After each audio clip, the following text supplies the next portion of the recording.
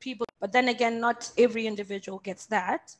So ours normally is like a kind of a warning that happens maybe, for some people, it's maybe an hour before your seizure. For some of them is a few minutes. So normally someone will get maybe a change in temperature, or your mood tends to switch up and down, or you appear confused, like as you can see on the presentation. And once that happens, then during the seizure, it's uncontrollably jerking of the body. Like I said, you lose control of your body, and there's loss of consciousness, of course, because the electric surges are too high for the body to handle all at once. And there's emotions, like I've just mentioned, and seizures can be triggered by various things, such as the flickering of lights, heightened emotions, a change of environment. For example, if you live in Nairobi and you go to Limuru, you see the weather there is quite different from here. So some people have seizures that are triggered by even the slightest change. And maybe for girls, maybe even a change in their menstrual cycle would actually trigger a seizure, or a change in medication. The drugs, or rather anti-epileptic drugs they're given, could actually trigger a seizure. Some of them have very severe side effects. So like I mentioned, not all seizures are epileptic, and below are some of the reasons why an individual could get a seizure, not necessarily being epileptic. Okay. So the types of epilepsy and seizures. So there are two major epileptic seizures, which is the focal seizure and the generalized. So the focal seizure originates from a particular part of the brain where, as you can see, there's an image right here. So this is focal. So you see, for the generalized, the surge is all around the brain. So for the focal one, it's just a particular part of the brain where maybe there's been injury or trauma to that part of the brain. So there is where they actually originate from. So they can cause physical or emotional effect and make you feel, see, or even hear things that aren't there. Mostly people would term it as hallucinations. And then often it's mostly, there's mistakes of it, actually individuals having been termed as Lisa, having, yeah? You are breaking up. Oh, sorry. Am I back well now? Can you hear me clearly now? Yes, we can. Okay. Sorry.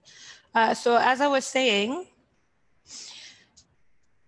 lost my place. Sorry. Oh yeah, I was saying normally if that happens, then some people are normally confused. Some people tend to think that the people living with epilepsy, the ones that have focal, some may be mistaken of having a mental disorder or illness, well, pertaining to the brain rather. So generalized seizures, well, this happens when the nerves on both brains of the, both sides of the brains rather, are misfired. Like I had talked about before, there are electrolytes in the brain, and for the generalized seizure is when the lights go and actually clash and bump into each other, then causing the generalized seizure, which is, these are the most two common ones, if I may say. So the jerking rather is termed as having muscle spasms, because then the person in question has very tense muscles, they tend to black out, depending on the seizure. Some have recurrent seizures, they have more than one episode recurring over and over again. So like I said, seizures aren't always an either or thing. Some people have seizures that start as one kind. So maybe earlier in their age, it might have started as a focal seizure, and then later on, as they grow older or an event happens in their life, it then becomes a generalized seizure. Or if they receive inappropriate treatment, maybe I wasn't able to diagnose it sooner than possible, it now becomes a generalized seizure from being a focal seizure. So these ones are termed as unknown onset seizures, and they can also cause sensory or physical symptoms.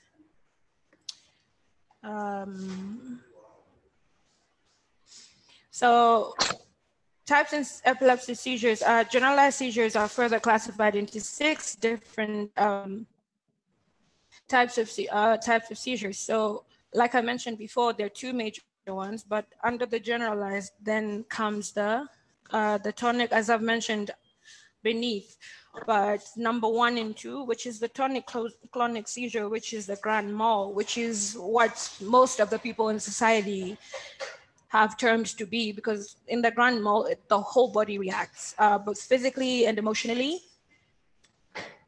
So that's when we find that they all have maybe one understanding of what epilepsy is. They all think that epilepsy, you have to be jerking and falling on the ground, because most epileptics actually have tonic-clonic seizures.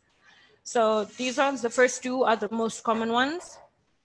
So number 4, 5, and 6 are not as common as society would actually.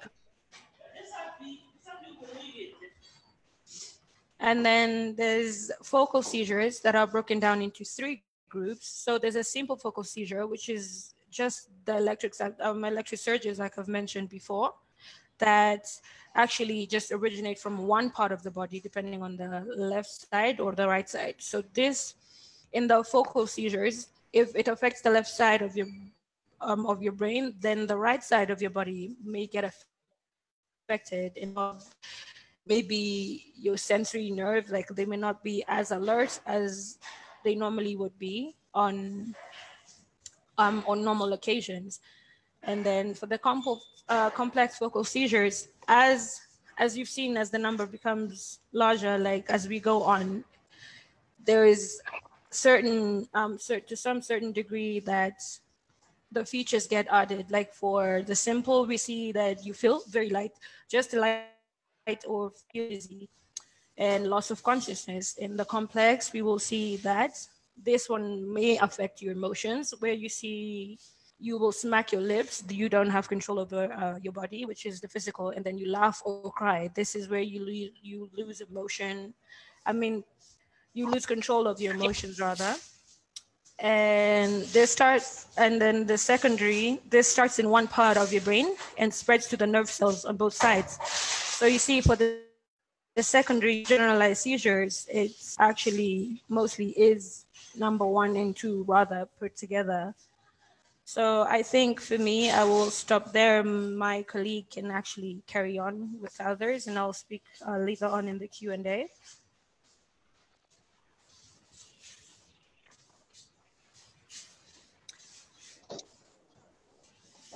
Katile?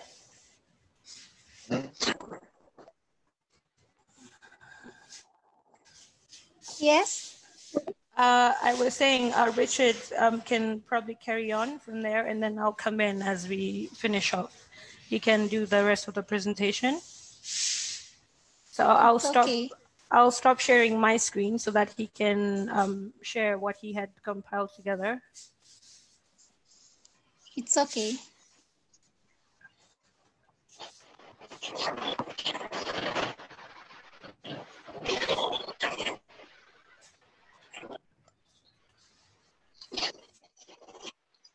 We welcome Mr. Richard Tsuma to start his presentation as Lisa gets back.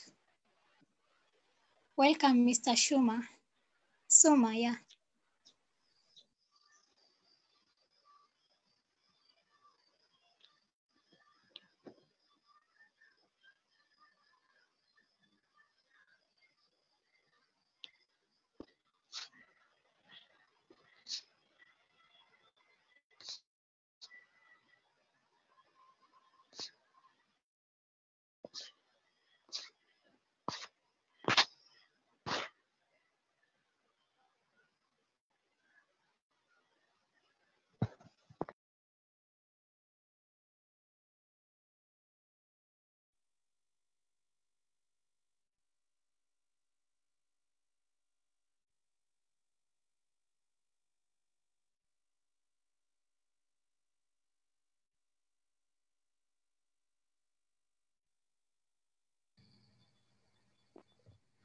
Hello.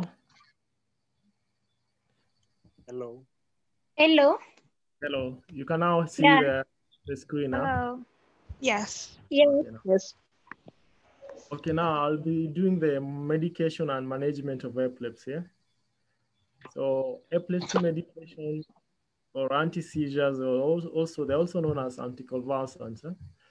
When diagnosed with epilepsy, a neurologist will always prescribe specific drugs that will work according to your nerves on the brain to at least feel better.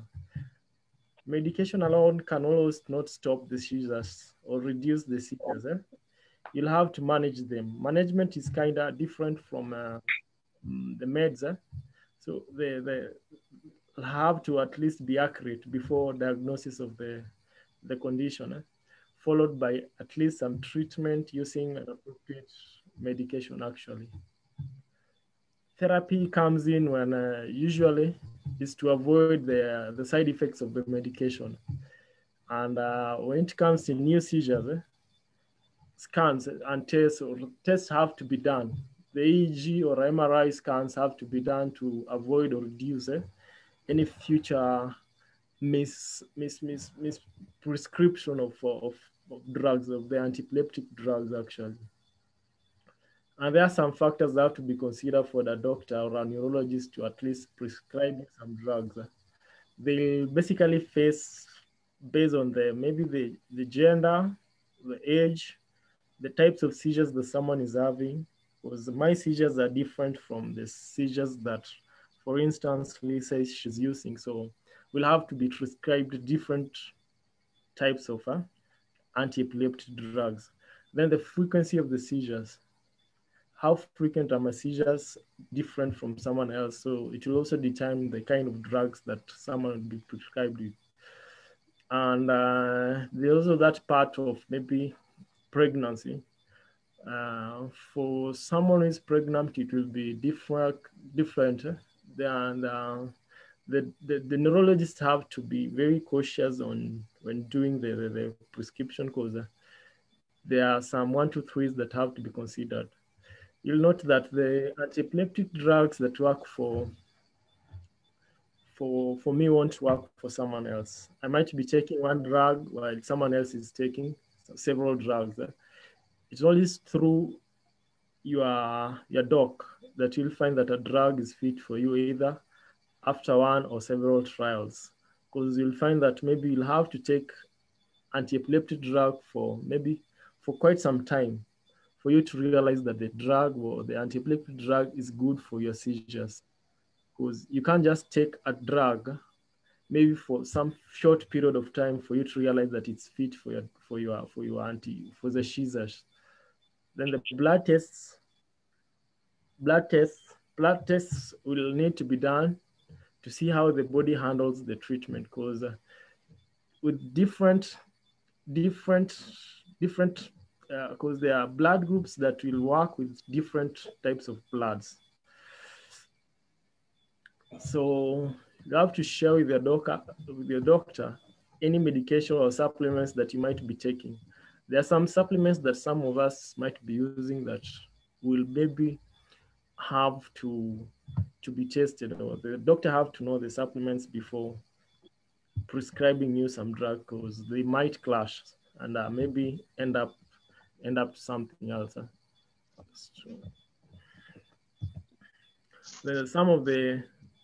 As someone is taking the drugs, you'll find that the drugs have some side effects. Side effects, maybe some dizziness or depression. Once you realize that there is a form of depression, you have to check up with your doctor immediately, because some people you'll find they have maybe suicidal thoughts. So that's when the doctor comes in, and you at least have to check up with your doctor for some counseling before ending up doing something that you have to. Maybe some meds, you'll find some meds will lead to some rashes. Those are some of the side effects, rashes or the skin rashes actually. Then there is a problem with speech. Okay, this is just an example. You'll find that maybe some of my drugs have some problem with speech. Actually, if some of you have noticed that, was this part of the side effects of the drugs that I'm taking actually. Then you'll have maybe some of the organs, some of the body organs, you'll have some inflammations and trouble remembering some stuff. Then apart from that, there's moods and body weight changes. After that, there is that bit that you'll have to think of withdrawing from your meds. Before any withdrawal from drugs, you'll have to consult with your neurologist actually before doing that, because the meds are part of you. So unless the doctor advises you, you don't have to do that by yourself. Because the treatment of epilepsy, it may either be, if it is surgical, because for surgical cases, there are parts of the brain that causes the seizure that mostly when it is a small place, if it's a small place, you'll find that during the surgery, they'll have to maybe cut off the small place, or if or clear or cut off some place to clear the boundaries to ensure that the nerves, there is enough blood flow through the nerves. Then there is other part that you have to go through is the lifestyle and epilepsy. Epilepsy is a common condition of the brain in which a person has a tendency to have recurrent and provoked seizures. So you'll find that if the lifestyle of people diagnosed with epilepsy is different to that of people without epilepsy, that's a question actually. You'll find that as I'm living maybe through managed epilepsy, how is my life different from someone else who is not taking the drugs? But most families will find them that they are very worried about maybe people around them that have epilepsy, but you always say that it's better off when you make them understand that it's a normal condition and they can just move around and live a life like any other. Okay, so most of the people, many people will find them and the families worry about the epilepsy with any effect to the day-to-day the lives of the persons living with epilepsy. So just as epilepsies are different from one person to the next, managing and coping with the condition is different for everyone. Having unpredictable seizures can certainly have an impact on your lifestyle. For some people, its impact is minor, while others might take long or a larger lifestyle changes. Understanding your epilepsy diagnosis, you have to get a diagnosis of epilepsy to maybe determine the future of the kind of epilepsy that you might be having. It may take you some time to adjust and may affect your physical, emotional, mental health actually. It is likely that your diagnosis may lead to some unavoidable life changes. This may range from changing your modes of transport or to adapt to your job roles or lifestyle habits so that they are suited to your health. The other is this bit of lifestyle about some of the seizure triggers related to lifestyle, maybe lack of sleep, physical fatigue, or physical or emotional stress, heat or under alcohol, and other drug use. When it comes to driving with epilepsy, a person while you are driving, it could cause a serious accident. It is dangerous for you and other road users and pedestrians while driving while you have the condition actually. Many people can return safely to driving once their seizures have become controlled. But the length of time a person must wait vary depending on the seizures circumstances. Then there is epilepsy and sports. The exercise can lead to improved physical and psychological health outcomes for everybody, including persons living with epilepsy. So you don't have to let epilepsy prevent you from participating in sports activities. Some sports are riskier than others for some people living with epilepsy, especially if their seizures aren't fully controlled. Then when it comes to epilepsy while traveling, so you have to pack some more meds before you travel. You can carry maybe your prescription with you so that you don't have to forget the prescription, because before you are offered the drugs in any pharmacy, or you have to present the prescription prior. So it's very important. Then keeping medication different bags so that if one drug or one pack gets lost, you can use the alternative actually. Then making sure that the medication is always available in your country of destination. So prior, the neurologist maybe prescribes the drugs. You have to make sure and at least check with him that the drugs are within the country, because you might be maybe moving to a country where the drugs are not available, which might end up bringing up a problem. You'll end up maybe having no drugs actually. So then you have to choose your travel insurance carefully. Then epilepsy and alcohol. Alcohol and antiepileptic medications usually don't mix well. Antiepileptic medications can increase the effects of alcohol, making you feel intoxicated even faster. Alcohol may also reduce the effectiveness of your medication, making seizures even more likely. So most of the people are actually urged not to mix the alcoholic content with if they are maybe living with the condition. The drinking is often associated with late nights, maybe sleep deprivation, missed meals, and forgotten medication, all of which can trigger the seizures.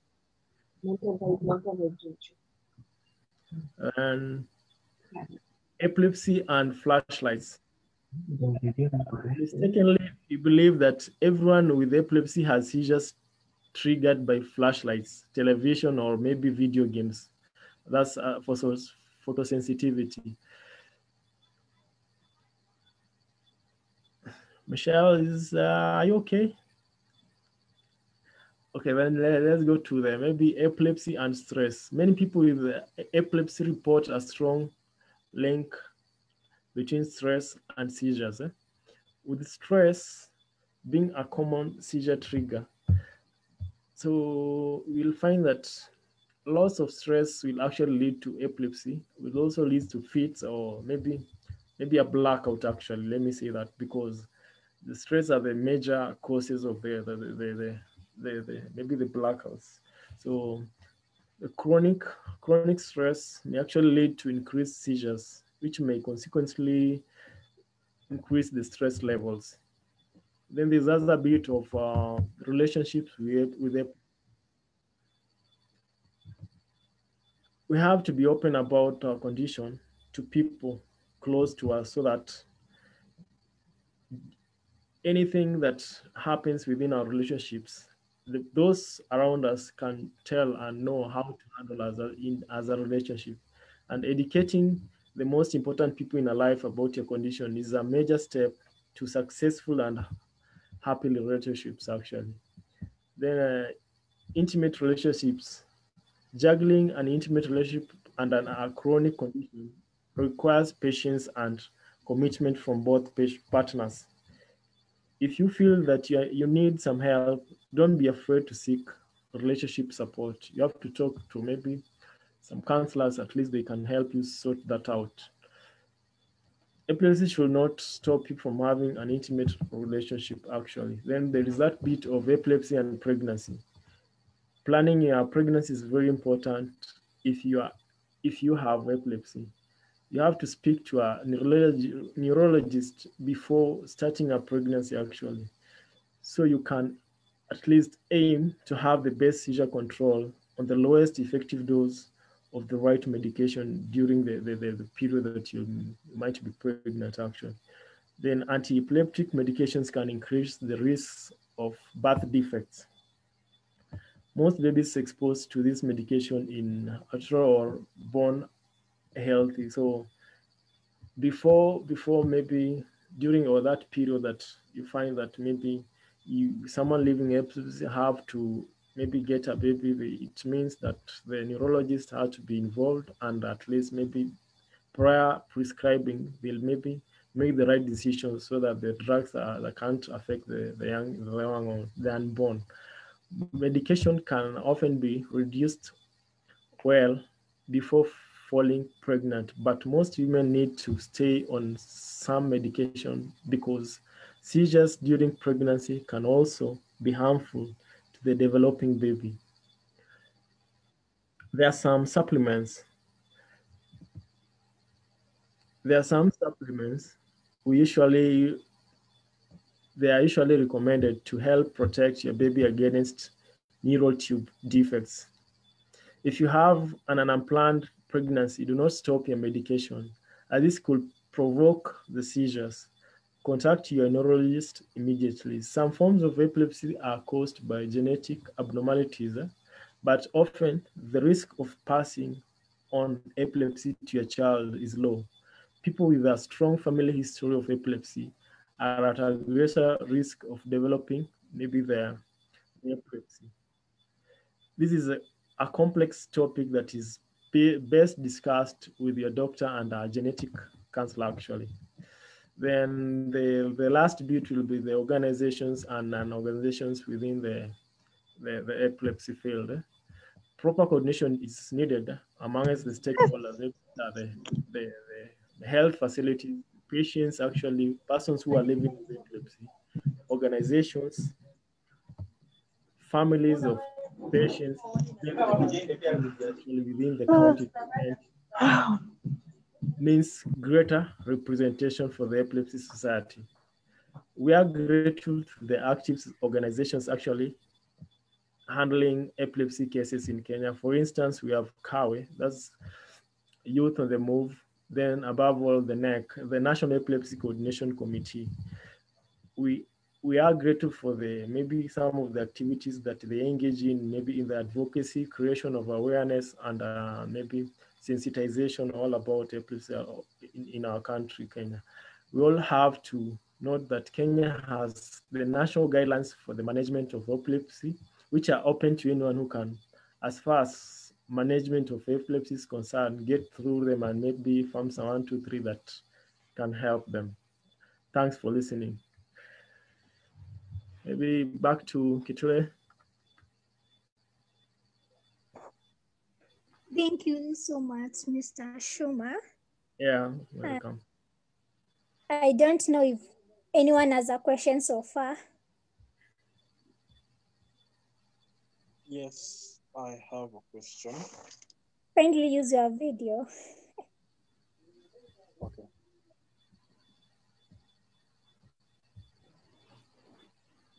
Hello. Hello. I have a question for Mr. Tsuma. Yes, sir. My name is Vincent. Okay. And you talked about epilepsy and travel. Sure, actually. And you talked about something about, you actually, there's a point on your presentation that was reading, one must choose the insurance carefully. So probably you could just shed some more light on it. Yeah. With regard to insurance, Yeah. maybe there are different insurance companies that are within our country. And before taking the insurance, you have to seek some advice within yourself, who is the patient, and maybe you want to engage your neurologist, your doctor actually, who is going to help you make the right decisions based on the insurance. Because as you are going to be covered as a patient, you have to note if the condition, epilepsy actually, is it stated as a mental problem or whatever condition it might be on the on the policy actually. Then you have to go through the policy and understand it even better. And if you have maybe some challenges understanding the policy, that's where now the neurologist comes in, then helps you make the decision actually. I think that is explained. Thank you. Okay. Okay. And I have another question. Okay. Okay. Directed to Lisa, Madam Kiarie Lisa. I don't know if she's still in the meeting. I am. Okay, so Yes, yes, please carry on.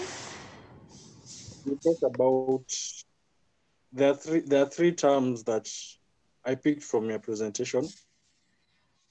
Mm-hmm. Is epilepsy, there's seizure, and there's convulsions. Yes.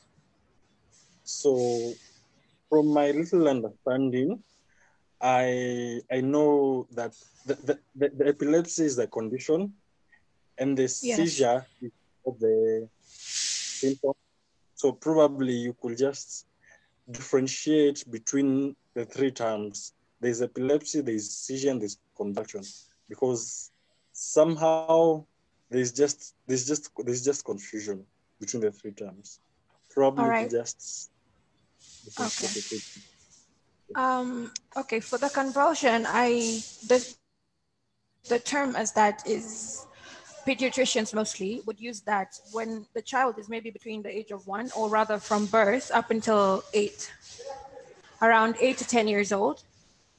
So normally they're termed as convulsions. So the doctor, or rather pediatrician who is in charge of looking after your child, will term this as, he will not automatically say it's epilepsy, because the signs, or rather the evidence that is there at that time is normal. For example, if an infant is to get a high fever or an infection, like I'd mentioned before, then this could possibly lead to a seizure. And that's why now I came on to say that not all seizures are epilepsy seizures. So epilepsy, yes, is the condition, but the seizure can be non-epileptic, which is then caused by maybe a surge of, like, your emotions fluctuating, going up and down, the infection, like I've said, and also for the infant, which is now the convulsion. That's why they don't term it as seizures, because when the child has an infection or is not okay, or just a high temperature, then you see the concept of him having a seizure, like he's not jerking, he's not doing any of that. So pediatricians normally want to call it a convulsion, because it normally doesn't even last as long and is not as painful. For me, for example, I am an epileptic as well, and I've had it for quite a long time. So I'm basing this based on my interactions with my doctors from when I was a child. So from what I gathered was that that's how they termed it as a convulsion, because the effects and the characteristics of a seizure had not manifested when I was an infant. Does that answer your question?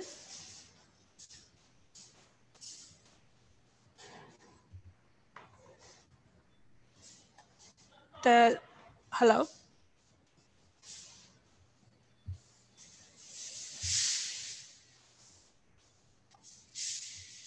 Hello?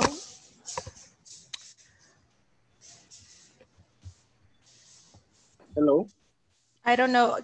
Did you hear me? Like, did I answer your question? Yes, you did. And I was saying something else. Mm-hmm.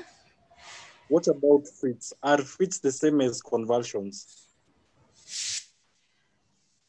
Fits, I would say, are probably the milder version of a seizure or a convulsion. A convulsion, like I've said, is because it hasn't fully displayed the characteristics of a seizure, because it has other aspects contributing to it. You see, for a seizure, we know that there are certain triggers to it, but you see, for a convulsion, possibly anything that could be out of the normal for the child or the infant, or even a grown-up, like I've said, like if there's other contributing factors to it, then it cannot be termed as a seizure, because a seizure, particularly like Mr. Richard was sharing, there's triggers, like there's something that will happen that will possibly trigger the seizure.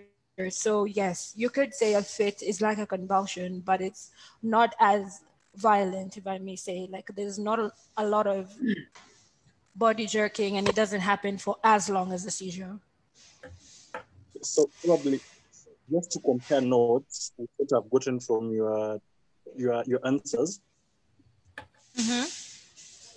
So, and the epilepsy is the condition. Yes.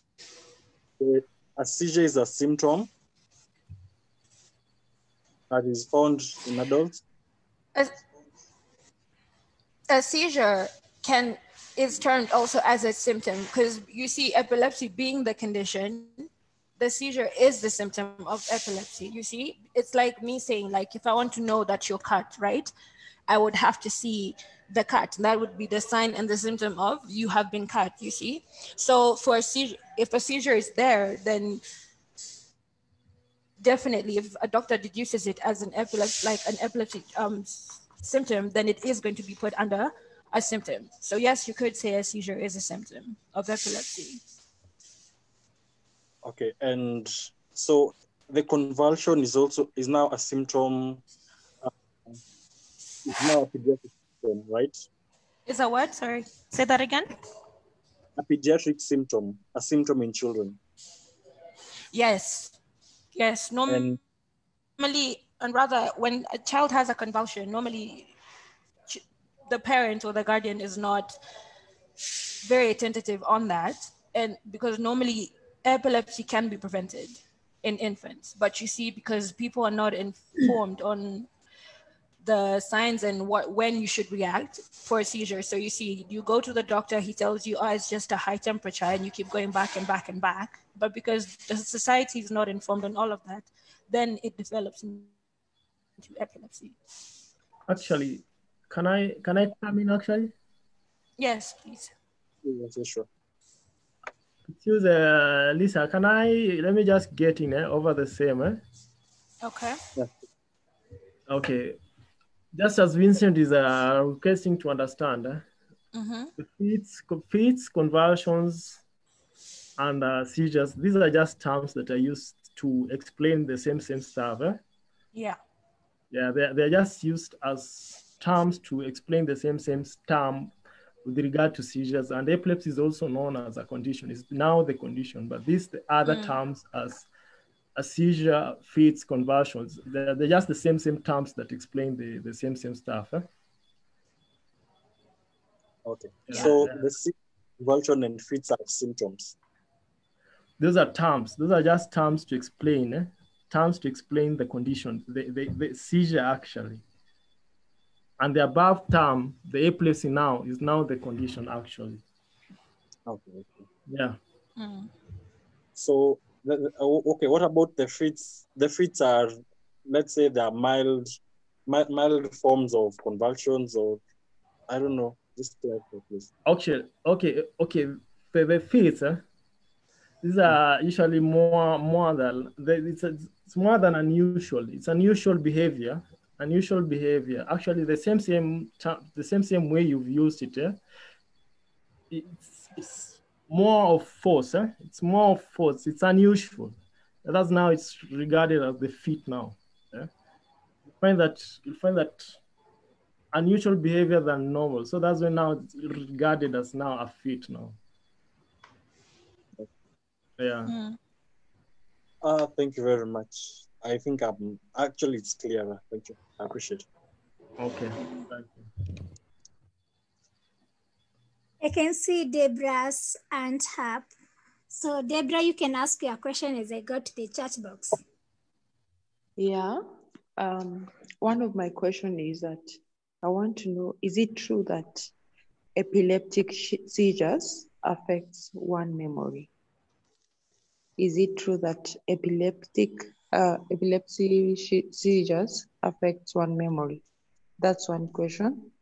And then another one is, how long does an epileptic patient need to sleep?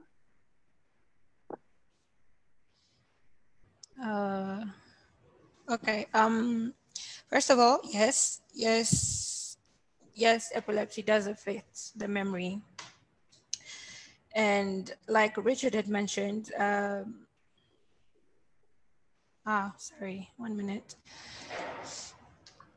So as I was saying, yes, epilepsy does affect someone's, the individual's memory, yes. And depending, like Richard was saying, there are different types of medication that one receives depending on the kind of epilepsy condition you have, or rather the epileptic seizures. But altogether, yes, it is a side effect of most of the anti-epileptic drugs that the individual is put on. So yes, it does affect. For some, it's mild. For some, it's severe, depending on the medication you're on. Also, basically, it's the medication, not necessarily the seizures. No, the seizures do affect as well, because the more you have a seizure, then of course, like you saw when I was presenting, it originates from the brain, yeah? So of course that's abnormal, like there's a disturbance in the brain. So, okay, anti-epileptic drugs rather they're designed to slow down the activity of the brain, so that not completely like we are dumb or anything, but they try and minimize the speed of the electrolytes so that they don't clash. So like Richard was saying, after your neurologist has been able to do some tests and run and see this type of medication helps you, then that way, that's how now you get the medication administered to you. And with each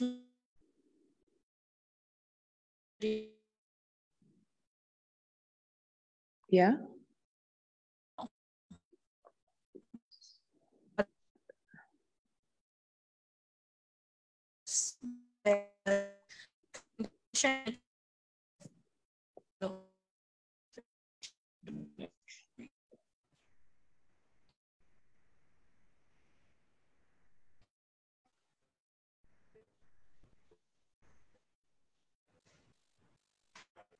Did I answer your question?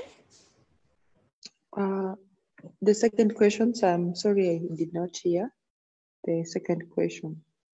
The first, I think I've gotten an answer.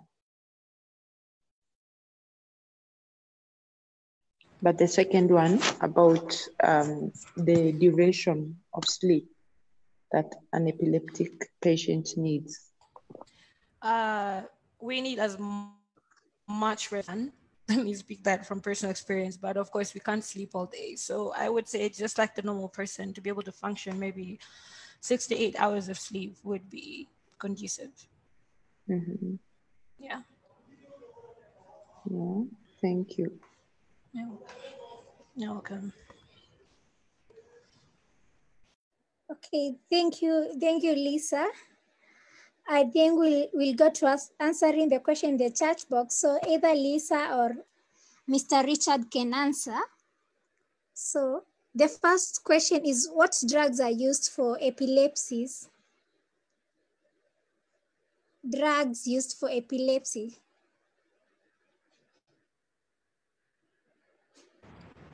I don't know. Richard, do you want to answer that?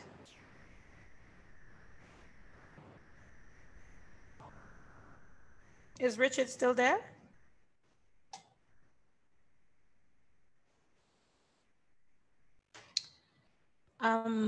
Okay. There is no particular drug for epilepsy. They're called anti-epileptic drugs, but the most common one is carbamazepine or Tegretol. That's what most, so there's that, and there's Epilem. That's what most people with living with epilepsy would use. So, and as Richard had mentioned before, that you have to undergo a series of tests and scans and all of that for your doctor to be able to determine which one best suits your condition or your lifestyle. But I would say carbamazepine and Epilim are the most common ones. So for me, I can't use Epilim. It doesn't react well with me. So I'm using carbamazepine and 2 other ones. So it differs. It differs from each individual. But if you type up anti-epileptic drugs, it should be able to bring a list.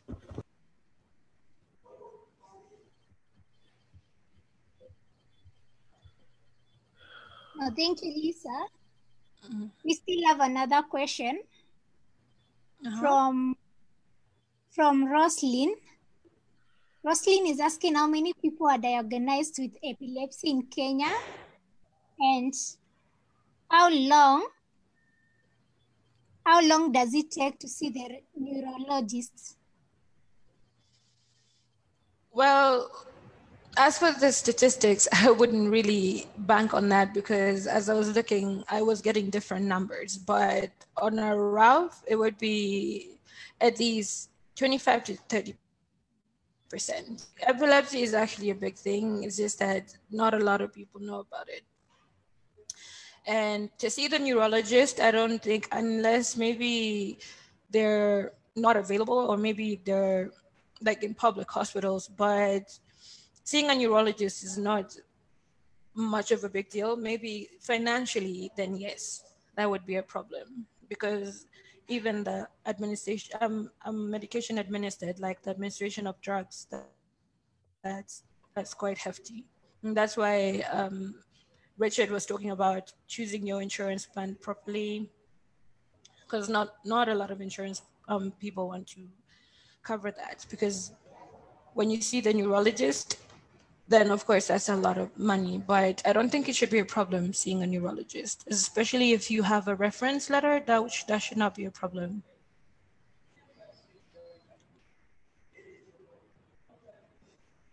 So thanks, Lisa. I hope, Roslyn, you are answered. There's another question from David Jeroge, was asking, does one recover from epilepsy? And are there possibilities of getting back to the seizure? So maybe Richard can answer. Does one recover? And then the possibility of a reback to seizures, yeah. Oh, it was the second is a possibility of recovery, actually. Yeah? Okay, recovering. Okay, that comes in during the now the management, the management and medication of epilepsy.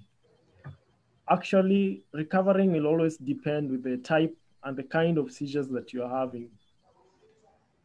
The kind of seizure that I'm having and the way that the neurologist, according to the diagnosis, is going to prescribe certain drugs. If the drugs are okay with my body and the kind of condition that I'll be having, that will determine how and when I'm going to recover. Recovering actually will take time, but it will actually give maybe, according to maybe some of these doctors, the way they tell us, it will take you some time and also give you some period to actually see if the seizures have stopped and you don't have the condition don't recur every now and then. So that's when now maybe he or she can actually advise you to maybe withdraw actually from the drugs. And withdrawal from drugs will always involve the advice from the doctor actually. And possibilities actually with the same with the management and the type of the seizure actually. And in most cases actually there are people who have recovered from epilepsy. Yeah, it is possible. Thank you, Richard. I hope David Jeroge, you answered. So we have many questions. We still have a question from Deborah Riot How long does an epileptic patient need to sleep? Because lack of sleep can trigger the seizures. Okay, actually, sleeping is one of the factors to be considered. Factors that may cause or the condition actually. So persons living with epilepsy are normally advised to have enough sleep so that the seizures don't have to trigger any, should not be the cause of the seizures or any seizures while sleeping, because there are some seizures that people have during the night. So that's how, and maybe it might be sleep might be the trigger. So most of the patients are normally advised to have enough sleep, and sleep should actually not be the cause of the trigger. When you say enough sleep, like how many hours? Is it normal like the other people? Okay, sleeping actually, it will actually depend with the activities that you've been engaged through the whole day, because depending on your body, it will depend with the way maybe the activities that I've been engaged in throughout the day. Because if I was too tired and I have to actually have sleep early and have enough sleep that will maybe not cause any form of seizures. I'll actually not specify the hours that someone has to sleep, but you have to have enough sleep, but it should not limit you from maybe doing other activities that are also important for yourself. Thank you. I thought that is okay. Yeah. We have another question from Roslyn. Roslyn is asking, I think Lisa, you can answer. What about spasms and absence of seizure, which can happen and be diagnosed in childhood before 7 years?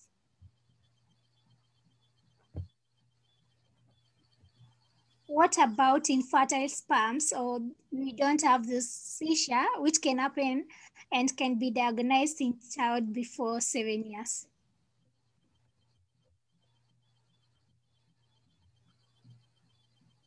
Mr. Tsuma, you can answer. Sorry, the infertile? Spasms. Okay. Yeah, that can happen to a child, and then he or she is diagnosed before 7 years. Then she's diagnosed before 7 years, and then there's no seizure, there's absence of seizure. Okay. Yeah. Okay. Maybe understand the question. What causes that? What causes the infertility of the sperms after being diagnosed with anti-epileptic drugs?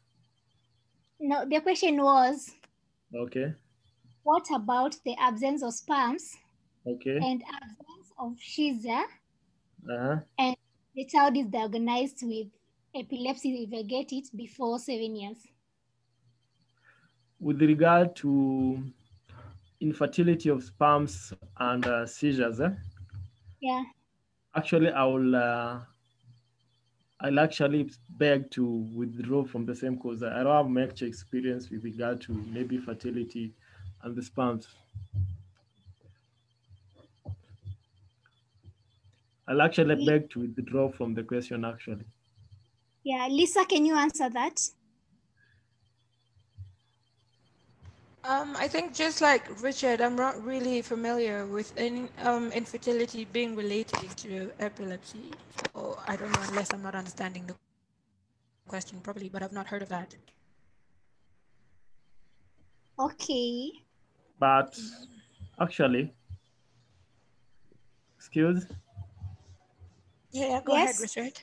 What I would really have to contribute is infertility with epilepsy, as in, I don't know where they get up to, maybe after long usage of maybe the anti-epileptic drugs, but I'm not sure of the case because I'm epileptic and I've been using the drugs for quite some time. Now maybe this is my 20th years using the anti-epileptic drugs. So, and currently I have a family, so I don't know where the infertility comes in with the anti-epileptic drugs. So I'm not sure about that because I have a family by myself and I've been using the drug. So someone or persons living with epilepsy don't have to maybe lean on the other side that the effect of the drugs actually, you just have to live the life like anyone else. The anti-epileptic drugs are meant to maybe to control and help you manage the condition and maybe have great relationships like anyone else. The only difference is maybe when having the convulsions, and you don't have to differentiate you from someone else. You just have to live like anyone else and live your life, have a family and enjoy yourself. Thanks for that. If I may say something, sorry, Lisa. Yeah. The question was infertile, like those spasms, like you have muscle spasms, so there's involuntary contraction of the muscles.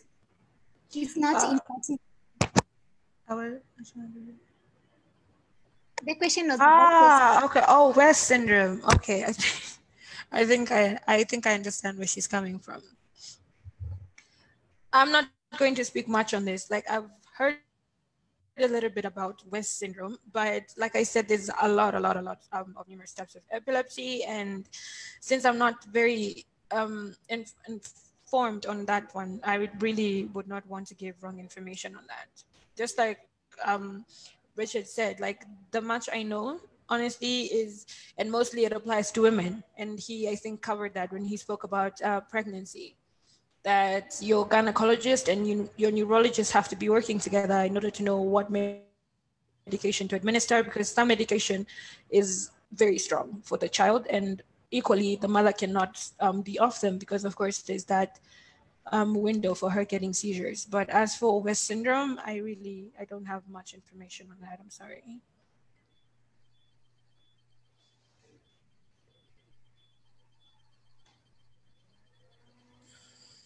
Mr. Richard, can you add something on that? With regard to the... Yeah, like the West syndrome. No, I beg to withdraw from the same because I don't have much about that actually. Sorry for that. Okay. Yeah.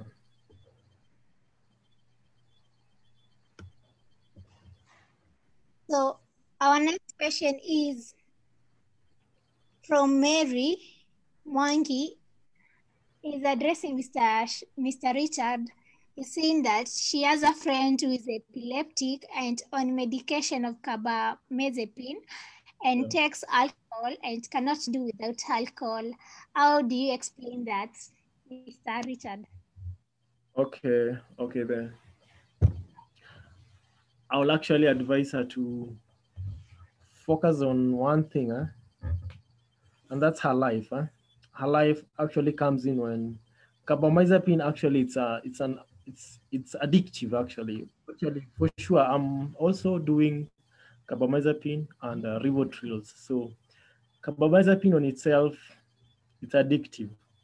Alcohol is also addictive. So these are two like stuff that you have to handle. So she has to focus on one thing, then find or seek a counselor who can actually talk to her with regard to her life. Focus and look at it in a way that, okay, I don't have to tell her to get away from alcohol, but she just has to make her own actually decision based on the condition. She has to look at, if I have to leave, I have to take the carbamazepine drugs actually, because they have to control the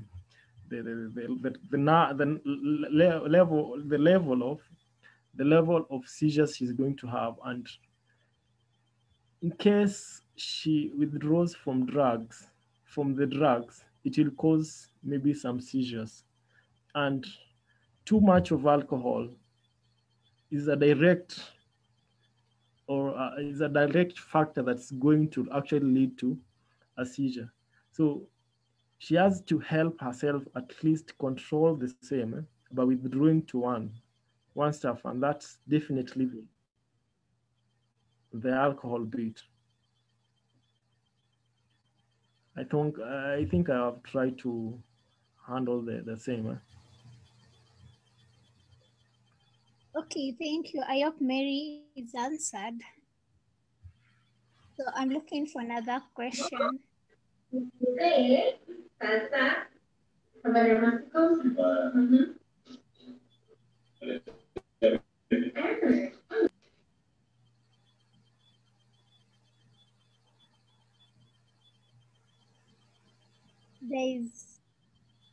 Can someone inherit epilepsy from parents or close relatives?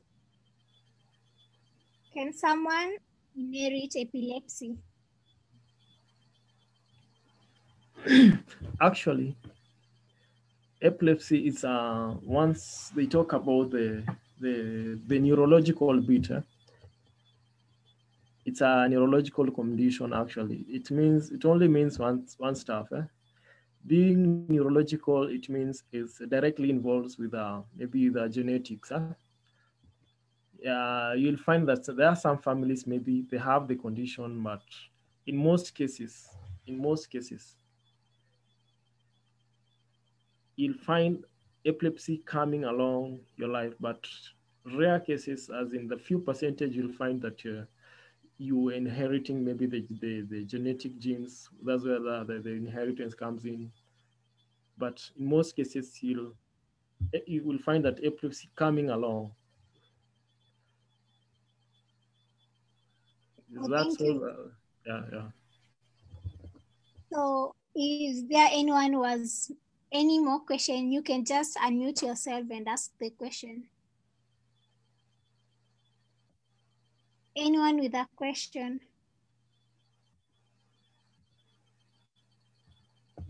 So let me read a question. Okay. Roslyn says that she has read much about epilepsy in Africa and infection from parasites can cause epilepsy. Is that true?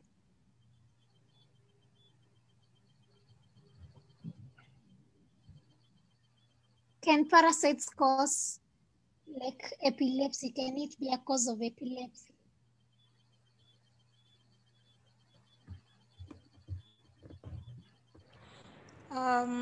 Okay. Sorry, I thought Richard was going to answer that. To my knowledge, parasite maybe is something that infects the body, and of course, it eats at the body in somewhat way. So, yes, it is possible, and yes, there are cases where a parasite can cause epilepsy in the sense that if it eats away at the brain, for example, if a part of the brain is dead, let's say dead, maybe has a scar or there's a trauma, and the infection continues because there are benign infections whereby they're not detected. So for this condition, yes, it would be possible. If the parasite is eating at the brain and is not detected, then it could possibly have long-term effects of causing epilepsy. So yes, it is true what you've read, but it doesn't happen as much. Based on the statistics, it seems to be going low. So that's a good thing, yes. Thank you, Lisa. There are more questions popping up. Another question for Bernard. How can we help someone with status epilepticus in regard to first aid? Okay. I'm glad actually the question of first aid has come up. First things first, never, ever, ever put anything in an epileptic's mouth, especially a spoon. I have come across people who wanted to put spoons in my mouth or foreign objects. This is because there's breathing problems when a person has epilepsy. So the correct first aid is to have them lie on their side. You shouldn't have their head facing upwards because they are having breathing problems already. They're choking. Hold on. So already the individual is having breathing problems. So they're choking. You shouldn't have them facing up because then the saliva would then go back because they will form in the mouth. So rather you have their head facing sideways and their body as well. one leg, which mostly is the left leg, should be folded up, and the other one should be straightened out. So how you normally sit in the bed, except one leg is folded up. And I don't know if everyone can see me, but one hand, this is how you should have them, so that when they foam up, all the saliva and the froth comes out of their mouth. And yeah, don't restrict them. Very key. Do not restrict them from shaking, because what happens is, for example, if the shaking started on the arm and you hold the arm here, of course, the possibilities of them having is very high. So I'm speaking from personal experience. Sorry, maybe Richard might have a different experience. So I will have recurring seizures if I am restricted. So until someone lets go, then that's when like the seizure takes its course and leaves. So basically what you should do is have their head on the side, put something cushioning them, like for example, a pillow, and make sure their surroundings is conducive for them, that they don't have things falling on them or them hurting themselves possibly. So that should be, yeah, a good first aid. And if possible, maybe call someone if you know them, and just get help. Just don't restrict them or put any foreign objects in their mouth. So thank you, Lisa. I hope you have touched on the do's and don'ts. Sorry? Someone was asking about the do's and the don'ts in case you're a caregiver. That is Walter and Dati. I think for the first, like on the first aid, just like I said, another don't is do not give them something to drink or to eat until you are sure that they're not back to normal as such, but you're sure that the seizure is gone. If you're a caregiver, maybe you don't know it's your first time, just make sure the jerking has stopped. The body should be relaxed and back to normal. It shouldn't be tensed up. The muscle spasm should have already stopped. They're not gazing into space, because that's another symptom. Like if someone is gazing into space, then that also is a symptom that you should not give them anything to eat or drink until they're back to their normal state. So that could be a don't. And I think the do's are maybe like in the first aid, like I had just explained. Thank you. I hope, Walter, you answered. And then Mary said that, yeah, Mary, you can advise your patient to go for counseling and quit alcohol. Mr. Richard did emphasize on that. And then we have a question from John Kivelenge. Is there a specific period when one stops using anti-epileptic drugs after one is free from the seizure? Normally the neurologists would say, or rather the experts, maybe 2 to 4 years. If you are seizure free for 2 to 4 years, then they can consider you seizure free and taking you off the medication. But also in this span of 2 to 4 years, you need to have actually shown progress, that maybe your seizures are reducing and you are actually at a minimum. So for example, for my seizures, this whole period of COVID-19, I have had 6 to 8 regimens, like different drugs being tried on me, because with all, like I changed my environment. I'm indoors all the time and all of this. So you see, I had already gone for a year without getting seizures, but because now I relapsed, then that means I have to start from scratch. So these 2 to 4 years to show a consistency as well.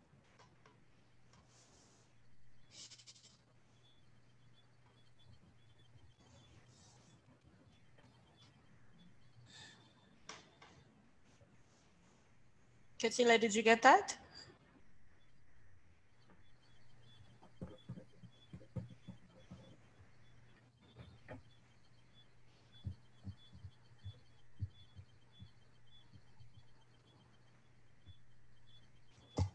Hello? Hello, you are done? Yeah. I was asking, was everyone able to hear that? Yeah. Okay. So I guess we have a question from Walter and Tati. Are there any early signs and symptoms for epilepsy? Maybe Richard, you can answer. Okay. Signs and symptoms. The signs and symptoms of maybe epilepsy, they are varied because one, there are different types of epilepsy, so it means that they will have different signs and different symptoms. Because let me just say that for instance, Lisa, the symptoms that she might be having are different from the symptoms and signs that I have, because I might be maybe having certain symptoms that maybe let me just put it this way, that sorry for that, sorry. Let me just say this. These symptoms will actually depend with the sorry for that. The signs and symptoms of epilepsy. Okay. Sorry for that. Sorry. Just excuse me, actually. I'm feeling okay. But I'll listen to you. Let me just gather myself up. Sorry. Yeah. Excuse me. I'm not feeling okay, but I'm okay. I'll get back to normal.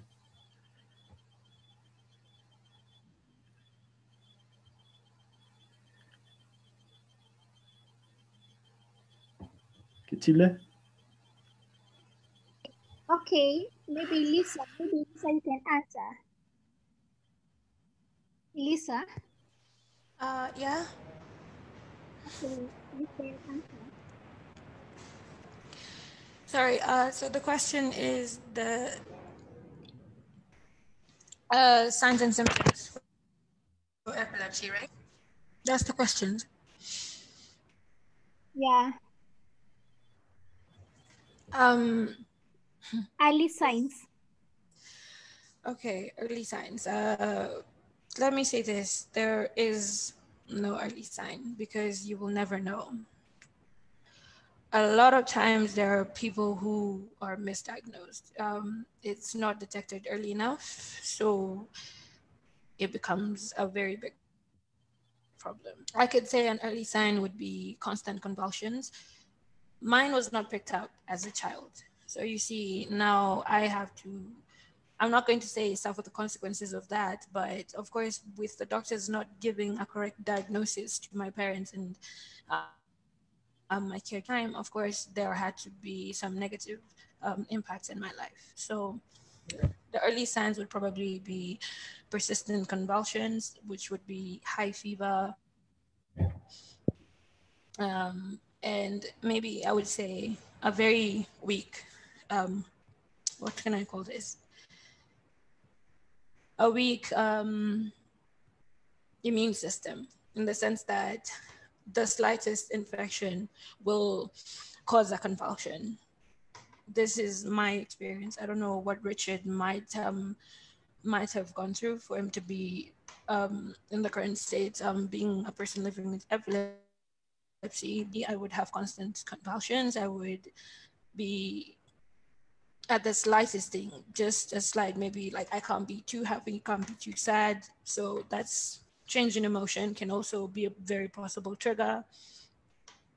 And yeah, just infections in general, are early signs, but you can never really be really sure. So for example, I don't know what triggers are, but for me, I will get a sensation, like a tingling feeling that gets very painful as time goes by on the whole right side of my body. And I begin to what's it called? I think hazing. like a person that has asthma. So very often people will mistake it for asthma. And then by the time that the epilepsy seizure is already starting, people then run away because they're like, okay, she's not asthmatic. And you see, so things like these, that's why epilepsy will not get detected very early. There's no particular trigger that you can say. Yes, it may be on the websites that flickering lights are a trigger, but you see, I don't have photosensitive epilepsy. That's for a person who has photosensitive epilepsy. For me, look into a light, then it won't affect me unless I look into it for too long. So for example, I can't go to the club, I can't do anything like this. So you see, that's not a trigger for me, but it's a trigger for someone else.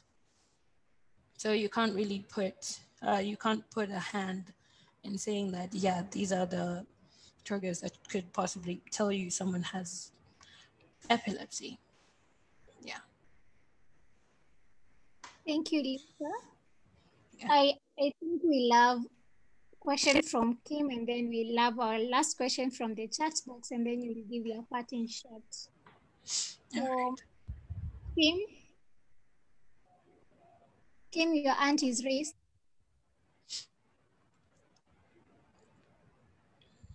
Hello. Hello. Hello, is anybody getting me? Sure. Yes. Yes. What I wanted to clear about the signs and are you getting me? Sure. Hello. Hello. Hello. I think Kim, you can just write in the chat box. Hello. Are you getting me? Kindly just write in the chat box. I'll read it.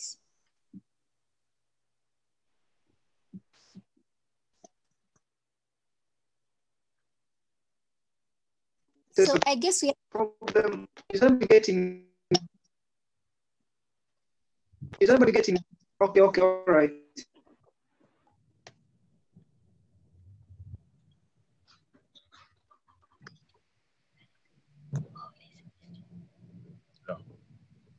Kim, we can't get you. Kindly just write in the chat box. We have our last question from Michelle. Does epileptic affect anyone, or it has an age limit? Lisa, does epilepsy have an age limit? No. No, it does not. No, epilepsy does not have an age limit. It can affect you in your youth and in your old age, because I mean, I know of someone who got their head hit. They were playing soccer. They were normal before that. They were playing soccer. They fell. They hit their head in the back, and just like that, they had epilepsy. So it will affect you at any age. But for them, they were healed after 3 years. They got healed. So it will affect you at any age. Okay, thanks, Lisa. I'm waiting for Kim to write the question. If he doesn't, I think you had answered that question about the signs and symptoms of epilepsy. For now, I think you can give your parting shot, and then we can welcome Mr. Richard to give his parting shot, and then we end the meeting.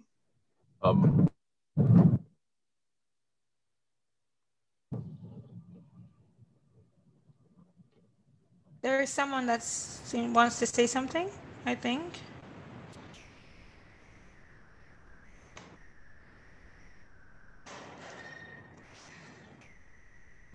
I think you can continue, yeah. Okay. Well, first of all, when I got this invitation, I was over the moon. So I'm very grateful for this opportunity to actually be able to be here and just share my experience and share the little knowledge I have on epilepsy. I just want to everyone to bear in mind that all that I've shared is based on the experts I've interacted with in my life and from personal experience. So anything from neurologist or anything, really, I'm sorry I couldn't answer any of that. So, but thank you once again for Yoba for inviting me and hosting me, and thank you so much for everyone that has attended. So I'm very grateful. Thank you. Okay, Mr. Richard, maybe you can give your parting shot. Okay. Thanks for the invitation. Actually, then it's a really rare opportunity, at least through this platform, meeting up people who need to know, know more. It's a nice platform to share about maybe creating awareness, because there's a challenge with epilepsy as a condition, because you'll find that most of the people don't actually have the information of what really epilepsy is. So through such platforms and maybe other forums, people will really know what really epilepsy is and what entails and what they do, what they need to know, and maybe to get the right medication or to access maybe the best maybe neurologists around, or people who can maybe help them understand exactly of what epilepsy is. So, and I really like and to engage maybe the organizations and other stakeholders within our country, and to encourage them in whatever activities that they engage. I really like, and when epilepsy actually is really mentioned and people and advocacy is done to a level where at least persons will understand what it is, so that through the devolved units in our country, maybe the counties, the health centers will actually have an access and a platform actually to get the data and gather the data, and data can be used maybe for more researchers and other platforms, to network and help the management of epilepsy. Thanks for that actually. Thanks, Mr. Richard. Thanks again, Madam Lisa and Mr. Richard, for such an insightful session. And maybe to those who are watching us from Facebook, we really appreciate you for following us. And I hope everyone gained information. And if you still have a question, maybe you can send to our email and then we can share with the speakers. Maybe they can answer you. So thank you so much for joining. I think we can end the meeting now and maybe meet tomorrow for our session for drug and substance abuse. Thank you all and have a good night. All right, Thank you. so Bye. Bye. Good night. Good night. Good night.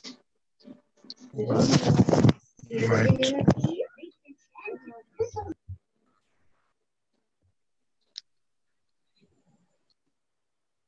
Thank you and good night. Nani huyo? Jitokeze.